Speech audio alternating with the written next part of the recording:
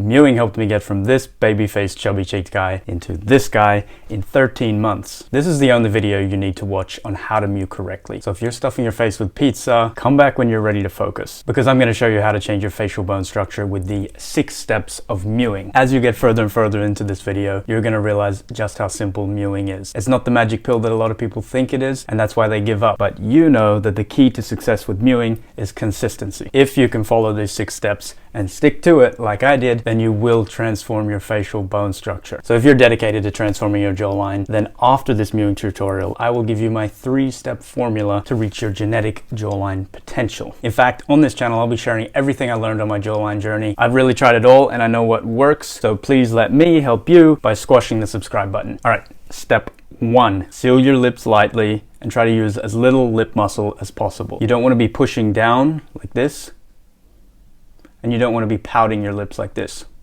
Your front teeth should not touch each other at all. You can have your back teeth slightly together, so you shouldn't have a pout, and you shouldn't have pursed lips either. Lightly touch each other with your bottom teeth slightly behind your upper teeth, so it's a slight overbite, and that's the natural position our teeth are supposed to be in. It's okay for your back teeth to be a little bit apart, maybe a centimeter maximum, but anything more than that is wrong. All right, step 2. Now this is the part that everyone thinks about when they think about mewing. Going to talk about your tongue against your upper palate, but it's only one of the 5 steps. Now that's the goal, to have your tongue against your upper palate all the time, from the back right to the front, all the time when you're not eating, drinking, or talking. But it's a little bit harder than it sounds, so let me break it down for you. The tip of your tongue should not be touching your front teeth. It should be a little bit behind your front teeth. So try to make your tongue cover your palate as much as possible. And a good way to actually practice this is to say the word, or the letter rather, N, and hold it. And that's roughly the tongue position that you want to be maintaining. And if you have crooked teeth, this will help straighten them out over time. And if you have straight teeth, this will help keep them straight without a retainer or braces. Now, a lot of people get this one wrong, and you'll know if you're doing it properly if the skin between your chin and your neck is tight and up, like that. You shouldn't have a bulge here. What that means is you're pushing too much with the tip of your tongue. The front of your tongue is up against your palate, but the back part isn't. It's actually the back part that matters the most. So you need to practice trying to get the back third of your tongue up against the palate. And it can take months until you actually do it, but if you keep practicing and developing the strength in your tongue, your jaw, and your neck, over time it will get easier and easier and easier. And once you have that proper tongue position, that's when the mewing gains really start to roll in. In the beginning, it's going to be really hard to actually get that third up there. So a good way to get used to what it feels like is an exercise called the chin tuck. That is where you bring your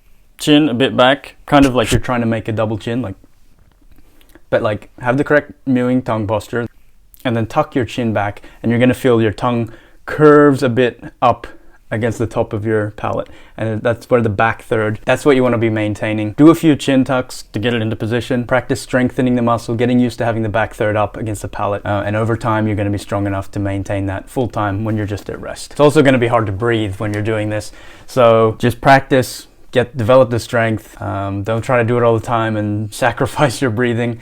I would say that's more important. It's hard, but over time you're going to be able to maintain this all throughout the day, including when you're sleeping. One more thing on sleeping, it's going to be really hard to do this when you're sleeping in the beginning. So just focus on being able to do it during the day, and you'll get the strength in your muscles and it will feel natural, and you will just do it naturally while you're sleeping. So give yourself the nights off, just take a break. You'll be able to do it sleeping naturally in the future. Mewing is difficult in the beginning, and it's important to give yourself a break. Otherwise you might stop doing it and then you won't get any changes. All right, number 3. This one is just as important as the other steps, but it sounds super basic, so don't turn away just yet. Body posture. Having a straight back and shoulders. Super boring, right? But without it, it's like trying to make a pizza when you have fresh shredded cheese and this nice salami and homemade tomato sauce, but you don't have any dough. You don't actually have the base of the pizza. So all the other ingredients are useless. That's what body posture is. It's very hard to have the correct tongue posture without the correct back posture. Okay, now that is the second pizza reference I've made in this video. So I won't go into too much depth about back posture. It's pretty simple. If you need practice, stand up against a wall and get used to what it feels like. The most important thing is that you think about it when you're walking, when you're sitting, when you're working, when you're at school, is to actually think, how is my posture? Okay, and just correct it. Quick recap of the first 3 steps of mewing. Lips sealed, super simple, relaxed, tongue up against your palate, not touching your teeth. Try to engage the whole tongue with the back up as well. That is the most important part. And good back posture. Stand up straight with your shoulders back and do the same when you're sitting down. Step number 4, swallowing is just as important as the other steps, because when you swallow correctly, you generate a huge amount of force against your upper palate. Let me try and explain this technique. This one's going to be the hardest to understand, I think. Start with your back teeth slightly touching and in the correct mewing posture. Use the tip of your tongue to gather the spit and press it against the upper palate of your mouth. Swallow hard and push that saliva down your throat. While swallowing, your cheeks and lips shouldn't be moving at all. It's your tongue that does all the work. This is the most important part. It is your tongue that does all the work. Your cheeks and lips shouldn't be moving at all or doing anything. Here's the correct way to swallow. My cheeks and my lips don't move at all. You just see my Adam's apple move up and down as my tongue pushes saliva down my throat. What you don't want to be doing you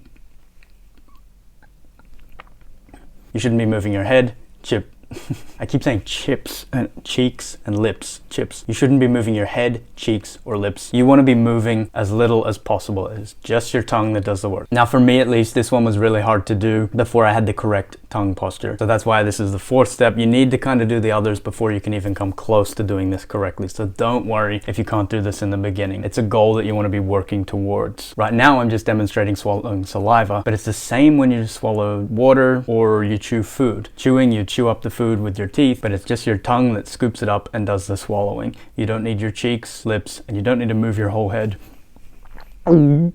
Step number 5, chewing. If you don't chew correctly, you're gonna build these muscles in your cheeks, and that's what's responsible for having bloated cheeks. So this one is really important to get that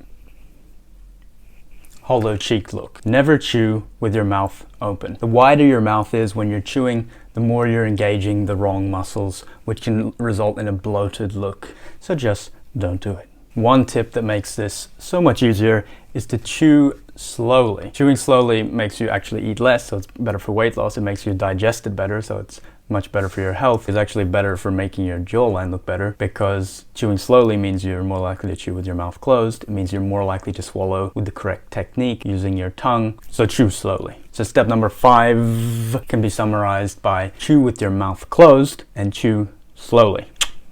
My friend, those are the 5 steps to mewing correctly. But guess what?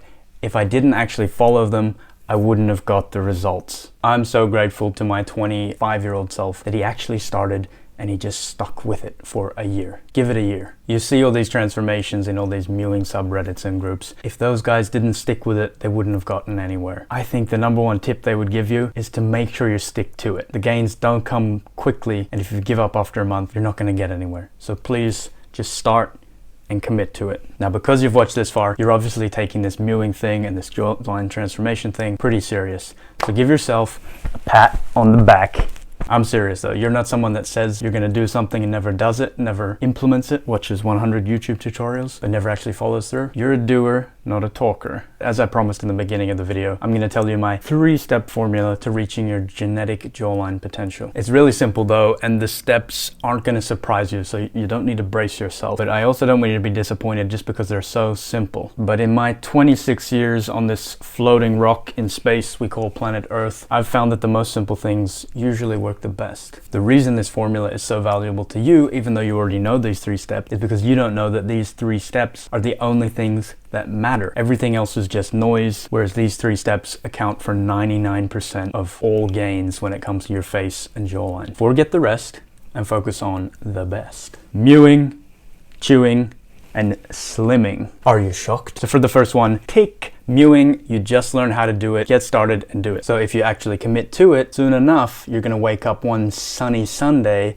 look in the mirror and see a sexy someone looking back at you. Number 2, chewing. We touched upon it a little bit and I talked about how it's necessary to have the correct tongue posture and it can result in hollow cheeks if you chew correctly. What I didn't say about chewing is these muscles here, the masseter muscles, if you chew hard stuff with the correct technique, you can build these muscles. They're muscles just like any other muscle. In fact, they're the strongest muscles in the body. They don't really grow and get stimulated from regular chewing. You need to be chewing hard gums like a mastic gum, or some use phalum gum. I didn't find it to be hard enough. I'll be breaking down my chewing technique and what I chew in a future video. And number 3, which for most people is probably the most obvious one of all, slimming. Most people know that losing weight makes their face more angular and more defined because there's less fat. If all that handsomeness is hidden, then what's the point? So you got to get rid of the fat so you can actually see the changes that mewing and chewing does. Losing weight, yeah, that's a big topic, and there's a lot of videos and tutorials out there. So I have some personal hacks for that I can share with you in the future. And that's it. Thank you for your time, and I really hope I made mewing simpler for you. If you do have any questions, which I'm sure you do, I'd love to answer them in the comments. Thanks. Bye-bye.